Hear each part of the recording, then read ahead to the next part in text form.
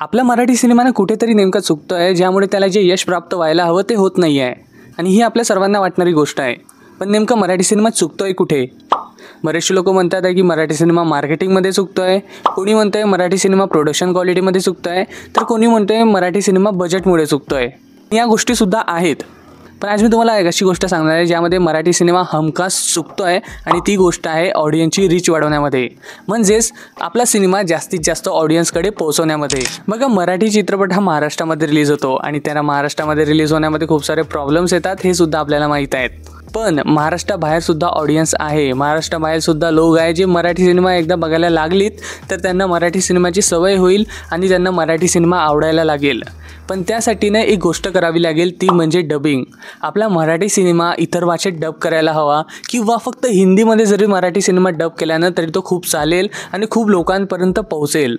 आणि याचं एक उत्तम उदाहरण म्हणजे झपाटलेला हा चित्रपट मराठीमध्ये आला होता, पण त्याला जेव्हा हिंदीमध्ये डब करून रिलीज करण्यात आलं ना, खिलोना बना खलनायक या नावाने, त्यानंतर आपला जो तात्या विंचू आहे तो पूर्ण भारतभर प्रसिद्ध झाला आणि या चित्रपटाचे खूप सारे रिमेकसुद्धा करण्यात आले.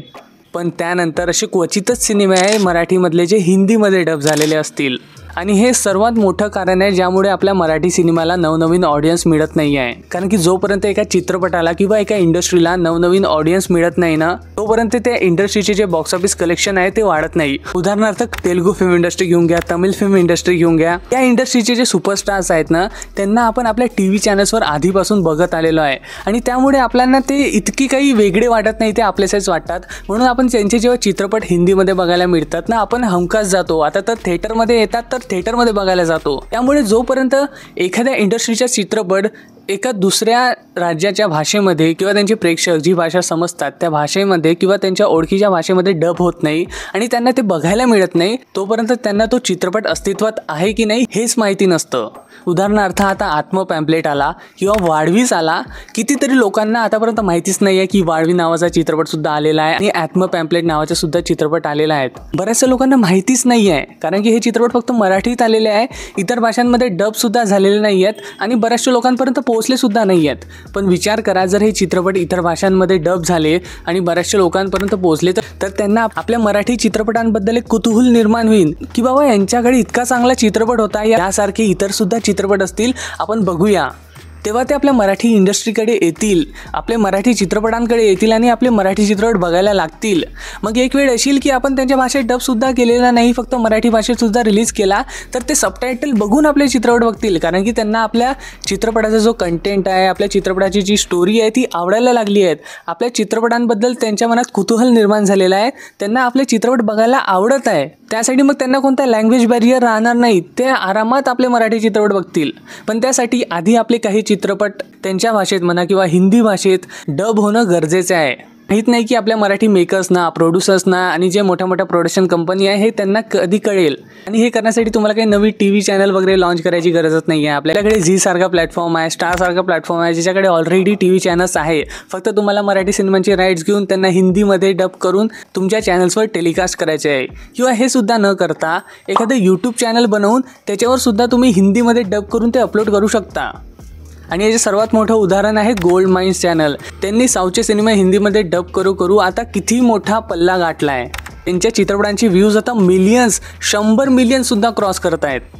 आणि हे आपल्याकडे सुद्धा होऊ शकतं, पण आपल्याकडे हे होतच नाही आहे. आपल्याकडे सगळ्याचा उलटच होतं. आपल्याकडे मराठीचा OTT प्लॅटफॉर्म वगैरे लॉन्च केला जातो, जो की चालतसुद्धा नाही आहे. आणि OTT प्लॅटफॉर्म वगैरे लॉन्च करणं काही वाईट गोष्ट नाही आहे, चांगली गोष्ट आहे. आपल्या मराठीचा हक्काचा एखादा OTT प्लॅटफॉर्म वगैरे असायलाच हवा. पण किती? पहिले प्लॅनेट मराठी आला, मग आता अल्ट्रा प्ले OTT सुद्धा आला. तर हे करण्यापेक्षा आपल्या चॅनल्सवर किंवा YouTube चॅनल्सवर तुम्ही मराठी चित्रपट डब करून अपलोड करा. तुम्हाला जास्त व्ह्यूज मिळतील, तुम्हाला जास्त ऑडियन्स मिळेल. पण हे यांना कळतच नाही आहे. दुसरीकडे जी साऊथचे चित्रपट आहेत आपल्या हिंदीमध्ये डब होऊन तर येतातच आहे, पण आता आपल्या मराठी भाषेतसुद्धा डब होऊन यायला लागले आहेत. उदाहरणार्थ सन मराठी चॅनल जेव्हा लॉन्च झालं ना, त्यानंतर आता तिथे जेलरसुद्धा आपल्याला मराठीमध्ये बघायला मिळाला. आणि आता काही दिवसानंतर थालापती विजय यांच्या बीट्ससुद्धा मराठीमध्ये टेलिकास्ट होणार आहे.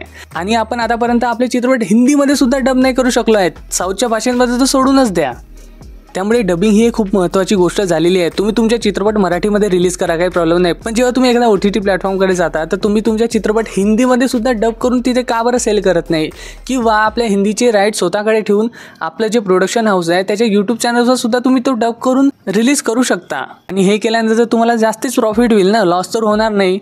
आणि ही गोष्ट जर आपण आता सुरू नाही केली ना तर खूप उशीर होऊन जाईल आणि पुन्हा 3-4 वर्षानंतर आपण हेच म्हणू की यार आपल्या मराठी सिनेमाला शोज मिळत नाही, आपल्या मराठी सिनेमाला ऑडियन्स मिळत नाही, त्यामुळे आपलं बजेट वाढत नाही, ब्ला ब्ला ब्ला ब्ला.